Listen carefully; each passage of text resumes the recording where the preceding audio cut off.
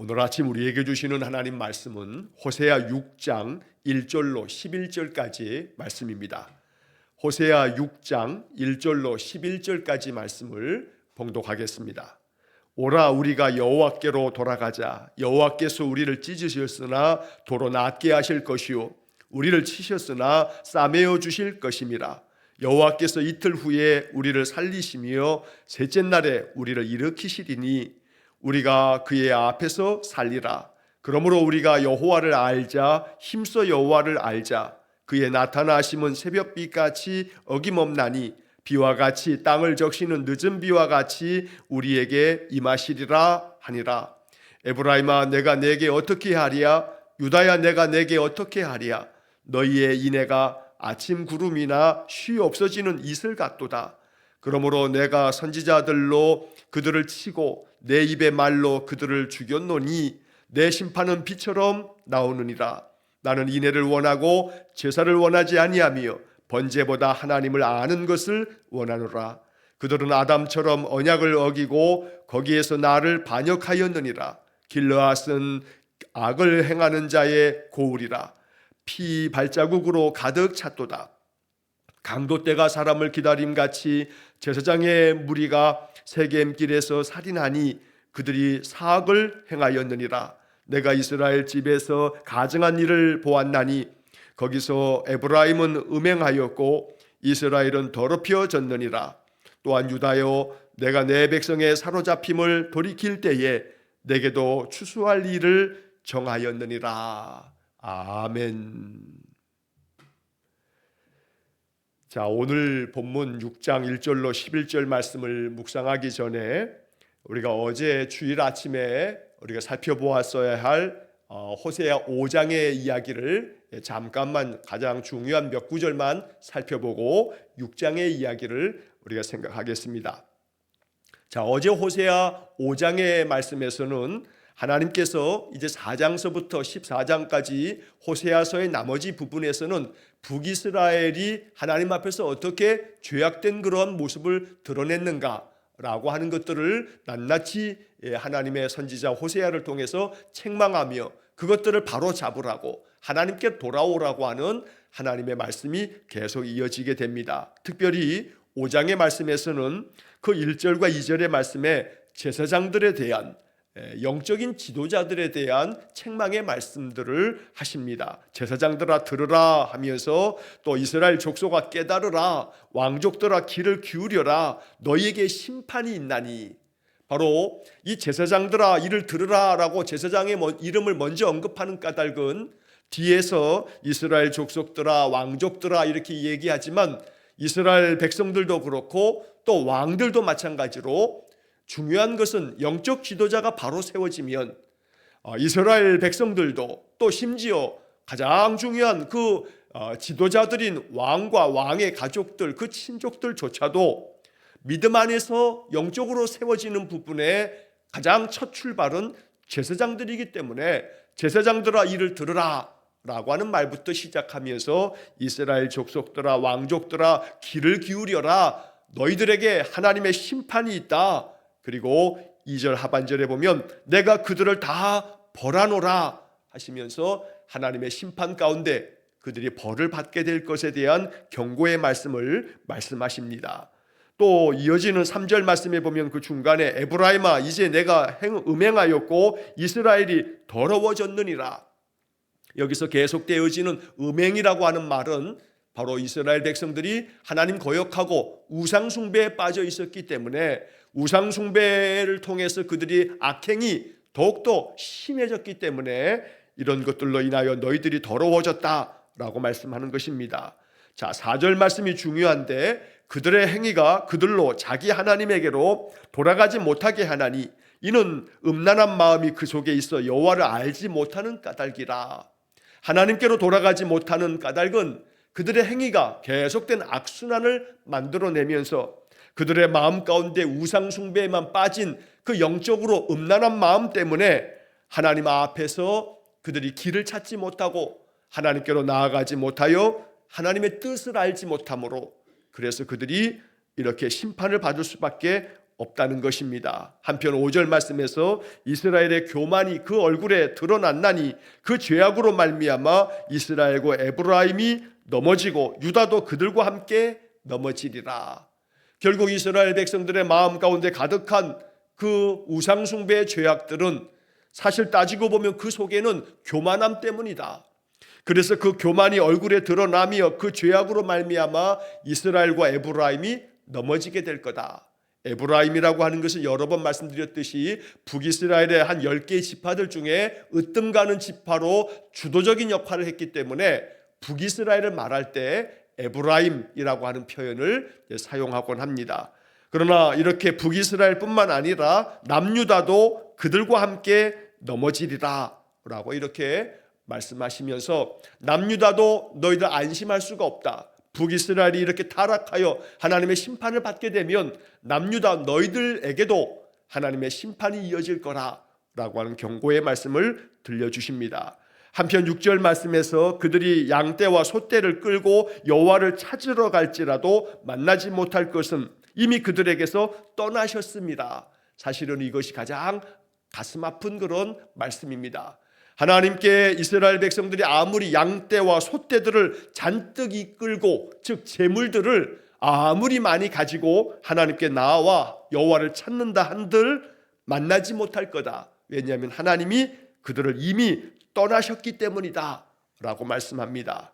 자, 그 다음에 뒤에 이어지는 그런 말씀들에서는 하나님께서 이 북이스라엘을 황폐하게 만드실 거다. 그래서 9절 말씀에 벌하는 날에 에브라임이 황폐할 것이라 내가 이스라엘 지파 중에서 반드시 있을 일을 보였노라. 너희들 가운데 어떤 일이 벌어지게 될지 내가 반드시 일어날 일들을 너희들에게 알려주는 것이다. 너희들을 벌하는 그날 바로 에브라임 즉 북이스라엘이 황폐하게 될 거다.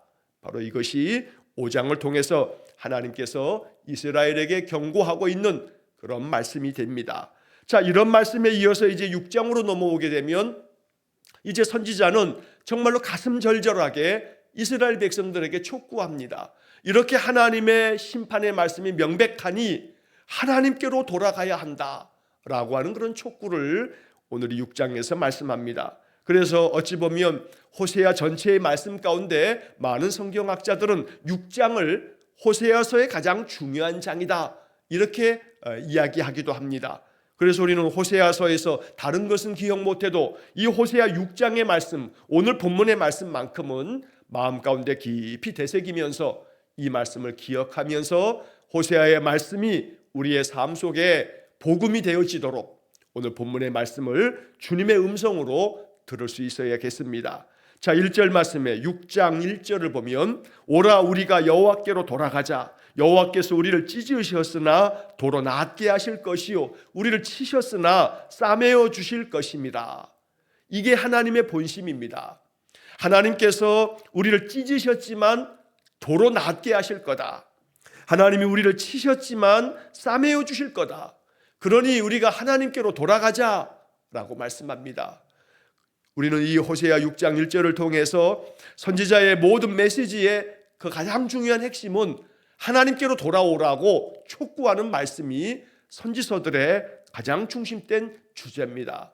그러므로 여호와께로 돌아가자 하는 이 말씀 앞에 우리가 응답해야 합니다. 날마다 내가 하나님께로 나아갑니다. 하나님께로 돌아갑니다. 나의 죄악된 마음, 나의 허물진 마음을 다 벗어던지고 하나님께로 나아갑니다.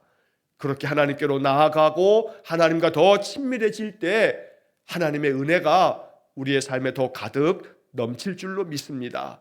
그래서 여기 1절 말씀에서 우리가 붙잡아야 할 중요한 복음은 도로 낫게 하실 것이다.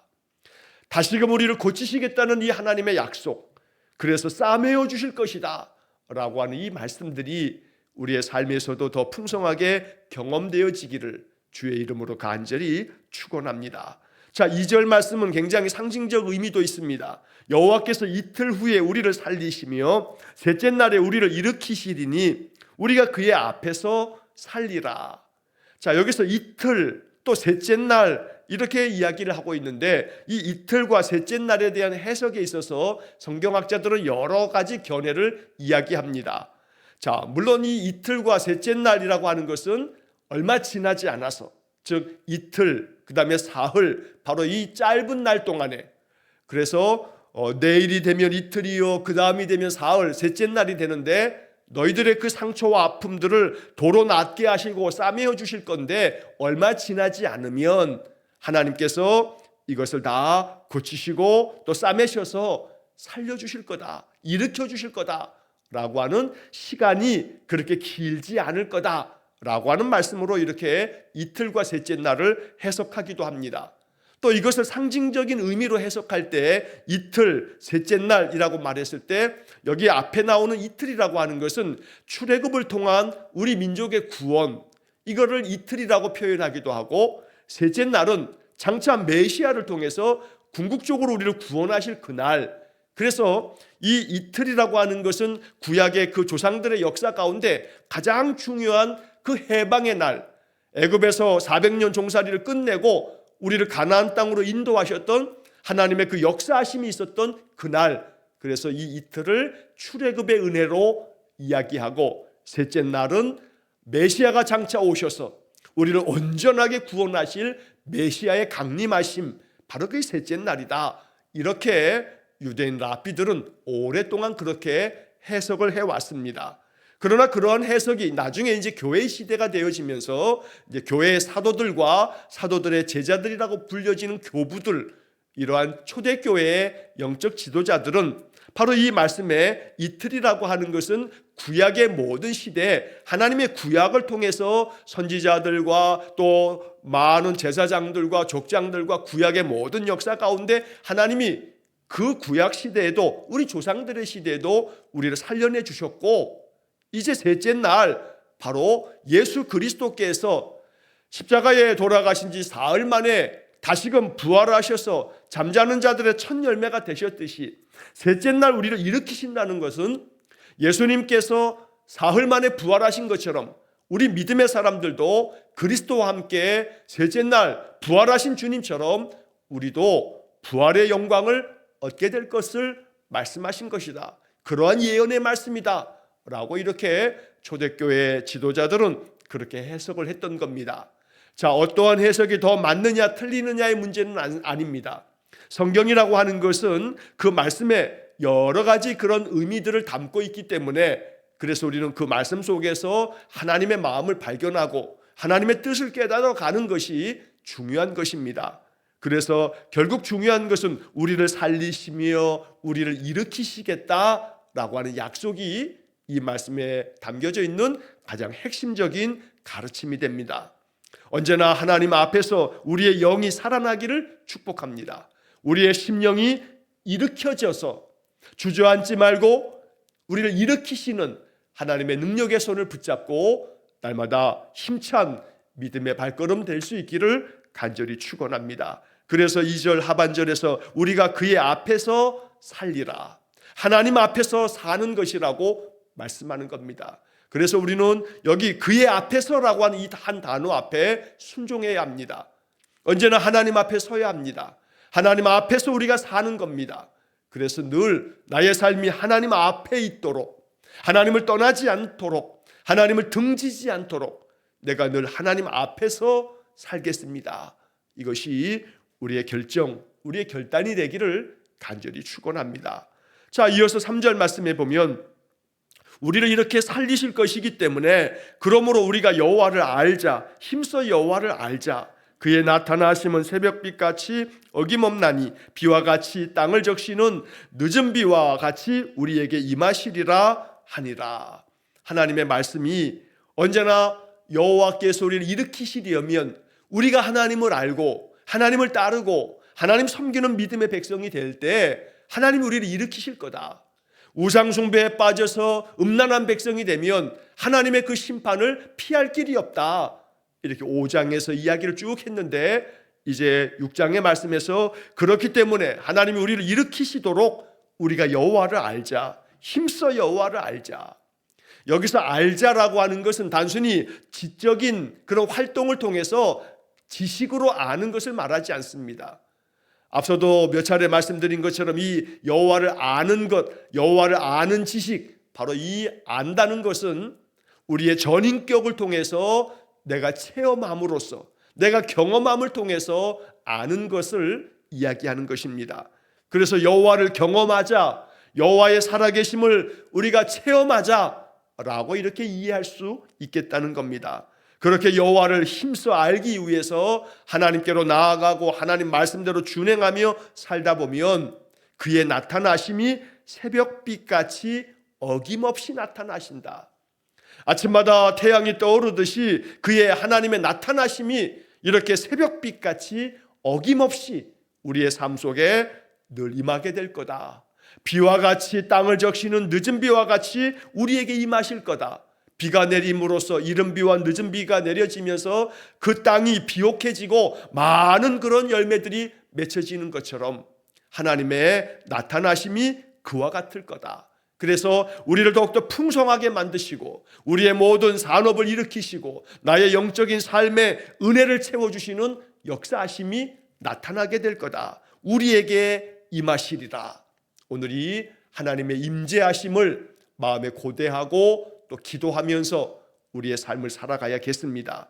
자, 한편 그 다음 이어지는 4절 이하에서는 하나님께서 다시금 이렇게 돌아오라고 촉구하면서도 또 한 번 경고합니다. 하나님께서 심판하실 것이라는 것을 계속 반복하여 이야기하는 겁니다. 에브라임아 내가 너에게 어떻게 하랴, 유다야 내가 내게 어떻게 하랴. 에브라임아 즉 북이스라엘아 내가 너희들에게 어떻게 해야겠냐. 유다야 즉 남유다야 내가 너희들에게 어떻게 해야겠냐. 너희의 인애가 아침 구름이나 쉬 없어지는 이슬 같도다. 너희들의 인애가 인애 이 말은 히브리 말로는 헤세드, 인자라고 하는 말로도 번역이 되고 사랑이라고 하는 말로도 많이 번역이 됩니다. 너희들 안에 있어야 할 인애, 그래서 어질고 사랑이 가득한 그 마음, 그러한 마음이 있어야겠는데 너희들의 그 마음이 아침 구름이나 쉬 없어지는 이슬같이 너희들의 마음에 가득 차 있어야 할 그 사랑의 마음, 그 인자한 마음, 인애가 가득한 마음이 어디 있느냐. 그러니 아침 이슬 구름처럼 쉬 없어지는 이슬처럼 다 메말라버리고 사라져버린 너희들 마음속에 있어야 할 그 사랑, 그 사랑이 없으니 내가 너희들을 어떻게 하랴, 내가 너희들을 어떻게 다루어야겠냐 라고 하나님께서 오히려 되묻고 있는 겁니다. 너희들 안에 하나님의 사랑이 가득 담기고 그 사랑에 감동되어 너희들도 사랑이 가득한 삶을 살아야겠건만 이런 것이 하나도 없으니 내가 너희들을 어떻게 대해야겠냐. 하나님의 그 가슴 아픈 마음들을 이렇게 표현하시는 겁니다. 5절 말씀에 그러므로 내가 선지자들로 그들을 치고 내 입의 말로 그들을 죽였노니 내 심판은 비처럼 나오느니라. 여기 지금 이 5절의 앞부분에서 얘기하는 것은 내가 선지자들로 그들을 치고 내 입의 말로 그들을 죽였노니, 바로 이 말은 하나님께서 많은 선지자들을 보내서 그 하나님의 예언의 말씀으로 너희들이 하나님께로 돌아오지 않으면 하나님의 벌이 임하고 하나님의 심판이 임하고 그래서 너희들은 황폐해지고 너희들은 죽임을 당하고 말 거다. 그래서 내 입의 말로, 즉 선지자들을 통해서 내가 너희들에게 선포했던 나의 그 심판의 말대로 너희들이 죽을 거다. 너희들이 심판을 받아 내가 너희들을 죽일 거다.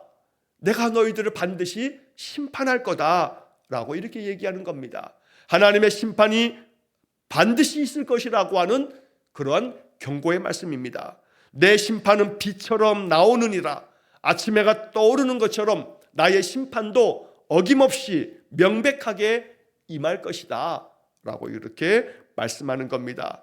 그래서 여기서 이 5절 하반절에서는 심판이 비처럼 나온다, 심판도 명백하다고 말씀하는 반면에 우리가 좀 전에 앞에서 보았던 3절 말씀에 그의 나타나심은 새벽빛같이 어김없나니, 하나님께서 은혜 주시려고 나타나는 것도 새벽빛처럼, 새벽에 이제 아침에 동이 트는 여명의 빛처럼 이것도 어김없다.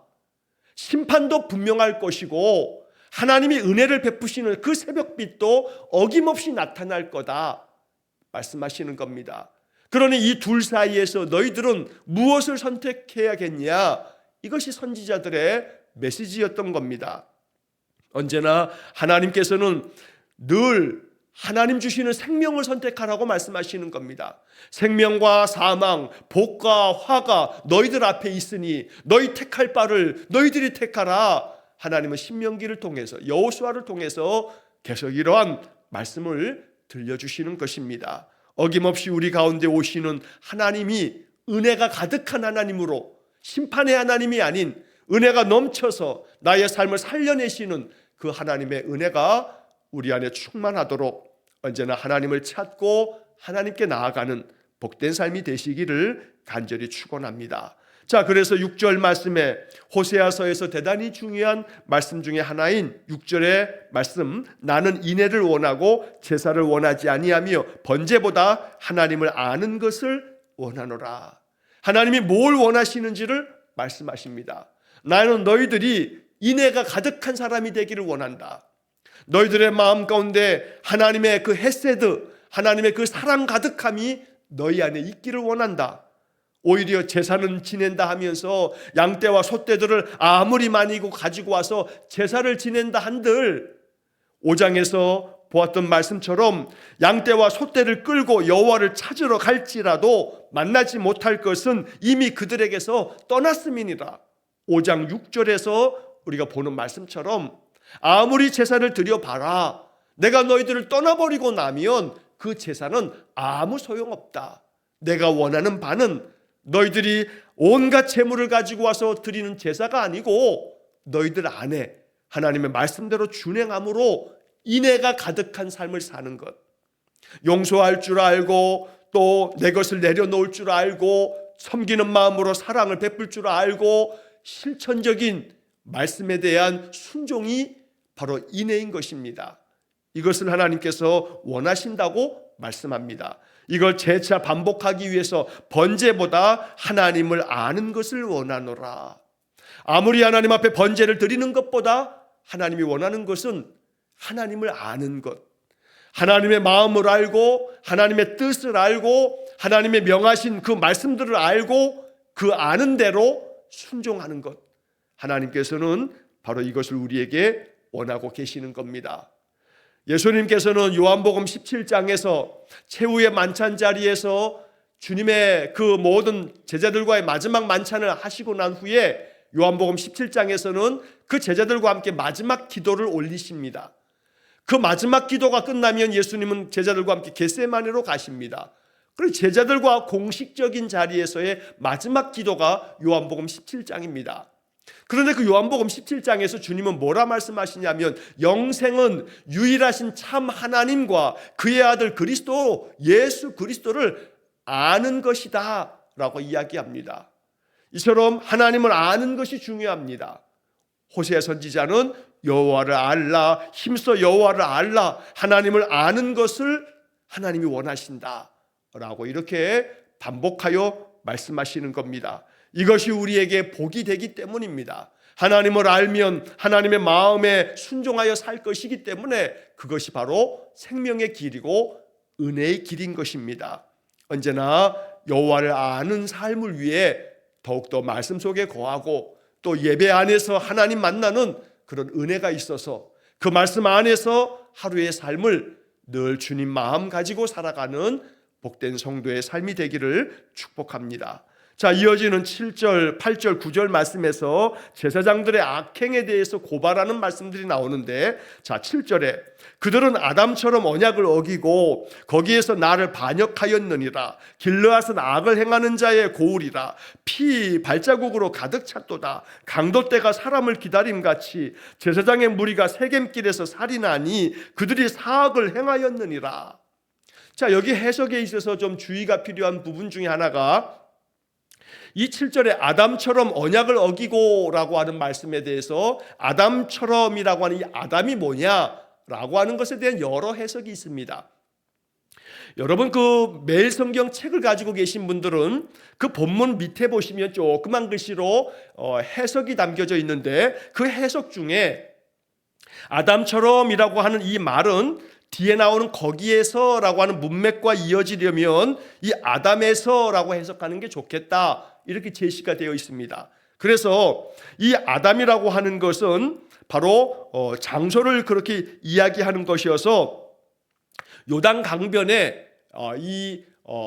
여호수아서를 보게 되면 출애굽한 백성이 이제 요단강을 건너가는 그런 장면에서 요단강 물이 올라가는 것이 저 아담까지 올라갔다라고 하는 그런 지명의 이름이 나옵니다. 그래서 우리 매일 성경의 이 본문의 해설에 대해서는 이 아담처럼 언약을 어기고라고 하는 것을 지명으로 이렇게 해석하는 그런 것을 제시하고 있습니다.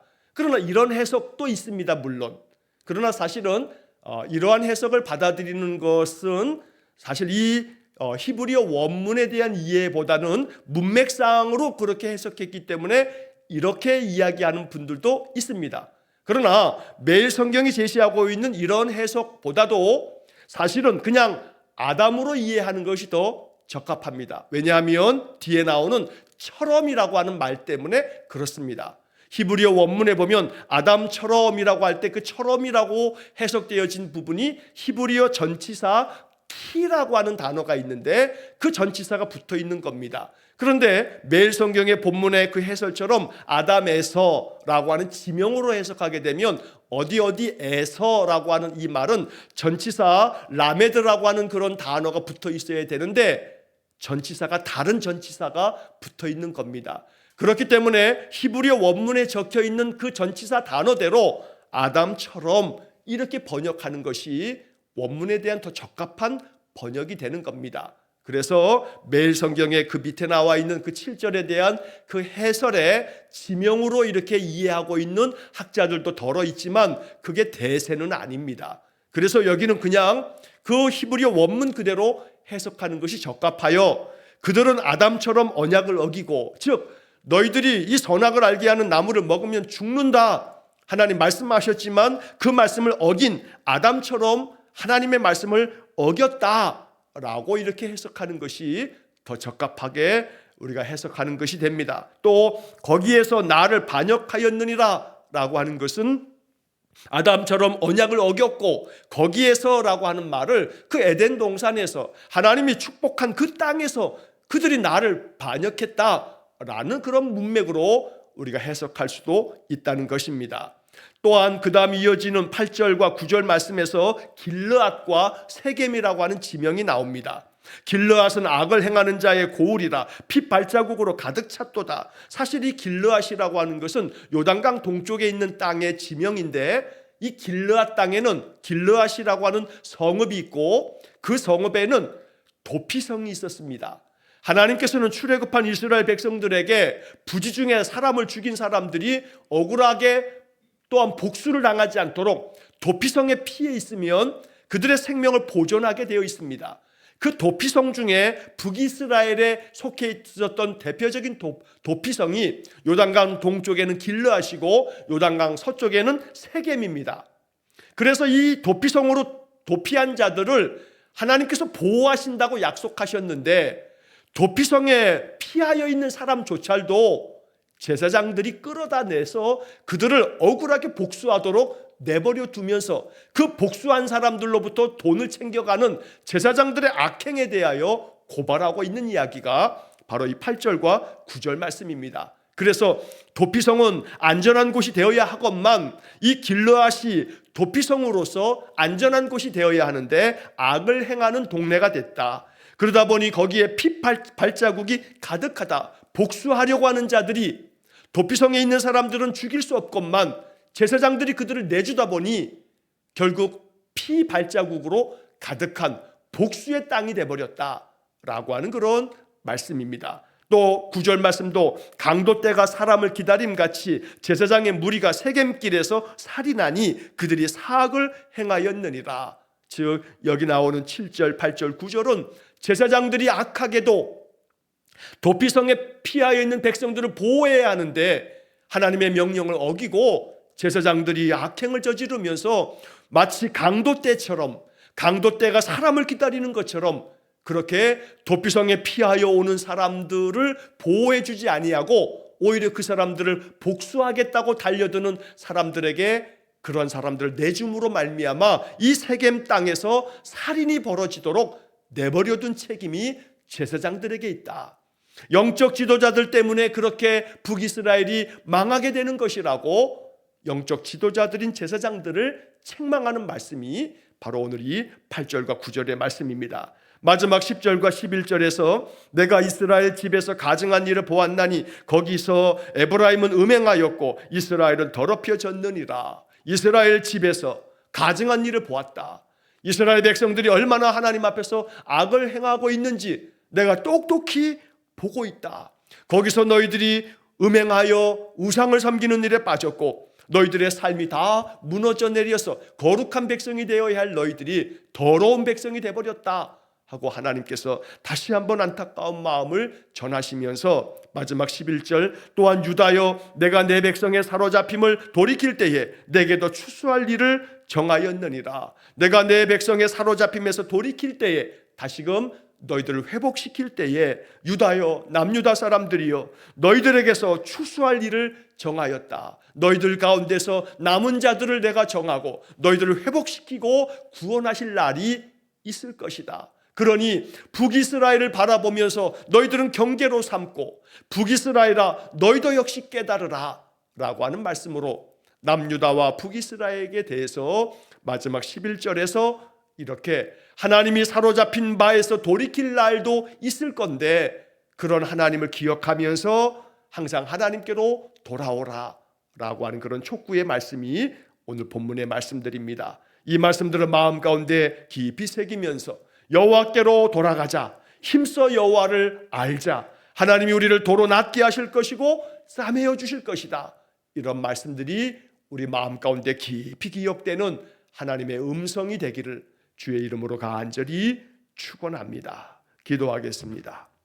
하나님께서는 인애를 원하시고 또 하나님께서는 하나님 아는 것을 원하시지 형식적인 제사, 형식적인 번제를 원하시지 않는다 하시니 하나님, 우리가 하나님께 예배함이 형식에만 빠져 있는 것이 아니라 내 온 마음과 정성이 담겨져 있는 예배되게 하셔서 예배를 통해서 하나님 알게 하시고 예배를 통해 하나님 뜻을 깨닫고 하나님께로 더 가까이 나아가 하나님께서 원하시듯 인애를 행할 줄 아는 진실한 신자 되기를 원합니다. 여호와를 힘써 알기 위해 하나님께로 돌아가 하나님께 더 가까이 나아가 하나님과 함께 사는 복된 삶이길 원합니다. 날마다 우리 성도들의 모든 인생의 삶이 믿음 안에 굳건히 서는 복된 삶이 되게 해 주옵소서. 오늘도 한날의 모든 삶을 주님께 의탁하오며 예수님 이름으로 기도하옵나이다. 아멘. 우리 구주 예수 그리스도의 은혜와